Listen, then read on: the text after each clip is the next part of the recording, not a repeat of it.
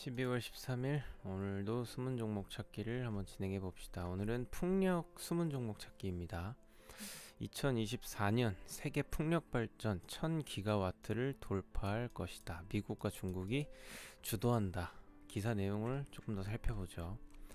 밑으로 한번 내려가 보면 미국의 경우에도 올 8월까지 총 5기가와트의 풍력 발전 설비가 새로 설치가 됐고 올 한해 한 23.5기가와트의 설비가 추가될 것으로 예상하고 있다. 그래서 미국 내 풍력 발전 비중이 7.4%에서 점점 늘어나 8.8, 10.3으로 늘어날 것이라고 전망했다라는 기사입니다. 그럼 우리나라 국내는 어떤지 한번 보죠. 정부는 세계적인 해상 풍력 발전 규모 증가 추세에 발맞춰 현재 0.12기가와트의 규모인 지금 현재 설치된 양이겠죠. 이거를 2030년까지 12기가와트까지 늘릴 계획이다. 최근에 풍력 발전 종목들, 특히 뭐 해상 풍력, 거기서도 타워나 아니면 하부 구조물 만드는 회사들이 좀 많이 올라왔는데, 풍력 발전 그 규모가 얼마나 커지는지 먼저 이해를 하셔야 됩니다. 100배입니다. 10년 안에 100배의 성장이 이루어진다. 어디서? 국내에서. 네, 요거까지 정리를 하고, 그럼 풍력 발전주들이 최근에 너무 많이 올랐는데, 보면은 풍력 발전주 섹터 중에서 타워 관련주들이 굉장히 많이 올랐고, 하부 구조물 관련주들이 굉장히 많이 올랐어요. 그리고 그 외에 기어박스나 이런 종목들도 몇몇 가지 올랐는데, 저는 이런 거 말고 블레이드, 그러니까 풍력에서도 이렇게 해상 풍력이 있으면 이 날개를 만드는 회사가 사실은 우리나라 상장사 중에 마땅치가 않았거든요. 그래서 여기에 좀 숨은 종목이 없을까 해서 한번 오늘 찾아보려고 합니다. 지난번에 이 문 대통령님께서 두산중공업 그리고 휴먼컴포지트, LS전선, 현대스틸 산업 등과 함께 해상풍력 부품 전시 부스를 한번 찾은 적이 있었어요. 근데 여기서 풍력 블레이드를 담당했던 회사가 바로 휴먼컴포지트라는 회사입니다. 휴먼컴포지트는 현재 비상장사고요. 휴먼컴포지트가 어떤 회사인지 조금 더 알아보면 이게 휴먼컴포지트 홈페이지입니다. 홈페이지에 보면은요, 풍력 블레이드를 만든다. 네, 이렇게 되어 있고, 그리고 그 밑에 보면은 어떤 소재로 만드는지, 소재 가공법이라든지 이런 게 상세하게 나와 있습니다. 나중에 한번 찾아보시길 바래요. 근데 이게 비상장사니까 우리한테 그렇게 의미 있는 뉴스는 아닌 것 같아요. 근데 여기서도 우리가 건질 게 뭐가 있을까 하고 보면은 이 풍력 블레이드를 어떤 소재로 만드는지 우리가 좀 볼 필요가 있는데, 여기 보면 TBC라는 소재가 되어 있어요. 카본 글래스라고 되어 있는데, 이 TBC라는 소재가 어떻게 만들어지는지 한번 보죠. TBC 기술을 적용해 기존의 유리섬유 블레이드를 뛰어넘는 고효율 2세대 블레이드로 평가받고 세계적인 기술력을 인정받고 있다. 뭐가 인정받냐면 컴포지트의 제조 기술이, 풍력 블레이드를 만드는 제조 기술이 인정받고 있다. 이런 내용이겠죠. 여기서 조금 더 내려가서 요건 나중에 한번 시간이 되시면 한번 읽어보시고 어떤 식으로 설치가 되는지. 이 밑에 보면 유리섬유를 50겹 이상으로 배치한 후에 에폭시 액상을 주입해서 진공 상태로 소재를 굳히며 한 틀로 조립하고 버팀목을 설치한 후 틀에서 꺼내 터빈과 결합하는 T볼트 조합을 하는 순서로 진행이 된다. 네, 이렇게 되어 있습니다. 근데 여기서 우리가 중요하게 봐야 될 건 바로 이 에폭시입니다. 에폭시 지금 현재 1위 점유율을 기록하고 있는 회사가 바로 국도화학이라는 종목입니다. 국도화학 에폭시 세계선두 풍력 선박 발주 확대. 네, 리서치 아름에서 좋은 기사를 하나 써주셨네요.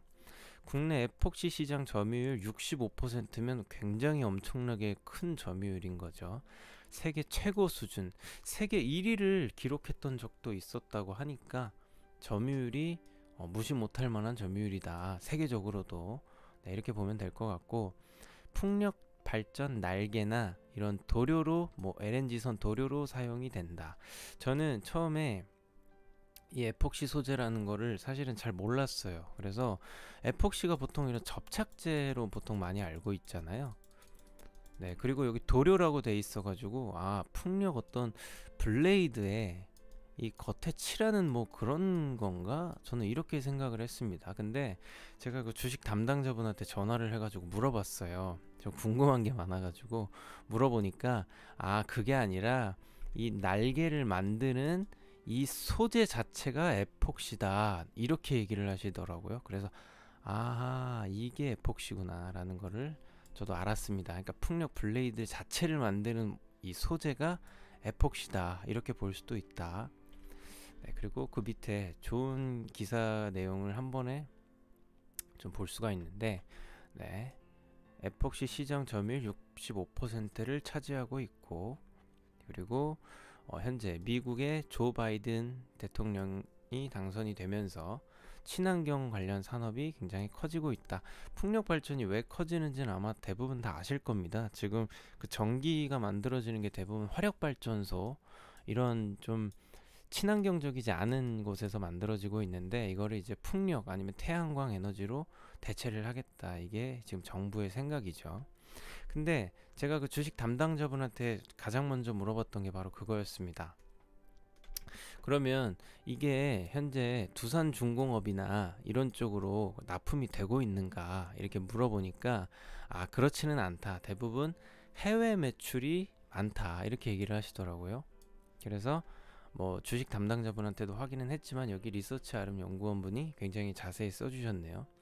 뭐 지멘스 독일의, 그리고 베스타즈, 아니면 헥셀 등 세계 유수의 풍력 설비 업체에 에폭시를 공급을 하고 있다. 아까 에폭시가 풍력 블레이드의 소재로 만들어진다는 건 그림으로 다 확인을 하셨을 거라고 생각을 합니다. 그리고 우리는 좀 더 꼼꼼하게 확인할 필요가 있겠죠. 이건 전자공시 시스템이고요. 여기서 이 국도화학의 전자공시입니다. 에폭시 사업 부문을 한번 보면 다른 설명은 필요 없고, 복합 소재 분야에서 풍력 블레이드용 핵심 소재인 에폭시 수지와 우주 항공 분야 등에서 응용되는 에폭시 수지가 사용되고 있다. 수요는 점차 증가 추세에 있다. 그리고 매출 비중을 한번 봐야 될 필요가 있겠죠. 진짜 에폭시가 많이 이 매출에 영향을 좀 끼칠지 한번 보면, 조금 확대해서 보죠. 자, 에폭시 수지 매출액이 굉장히 크다는 것을 볼 수 있습니다. 그렇죠.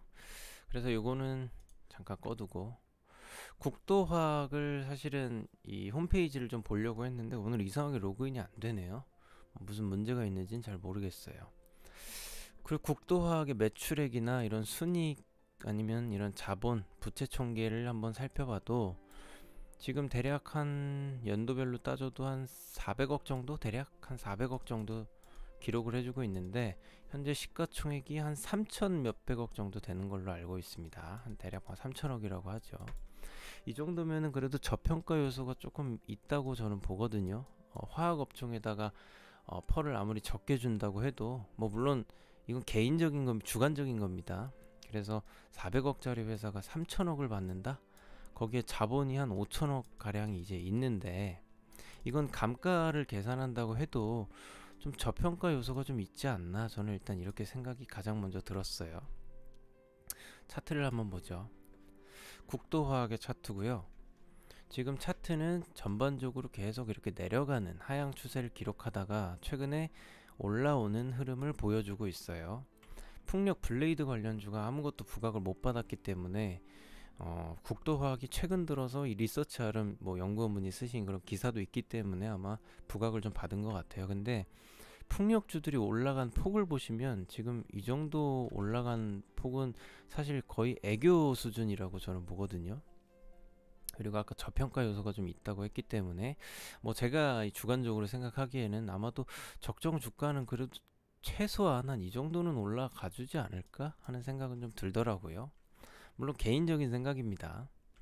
그래서 아마도 지금은 좀 추세 반영이 좀 덜 된 게 아닌가 하는 생각이 좀 들더라고요. 그래서 한번 천천히 주말 동안 공부해 보시면서 또 즐거운 하루 보내시길 바라겠습니다. 감사합니다.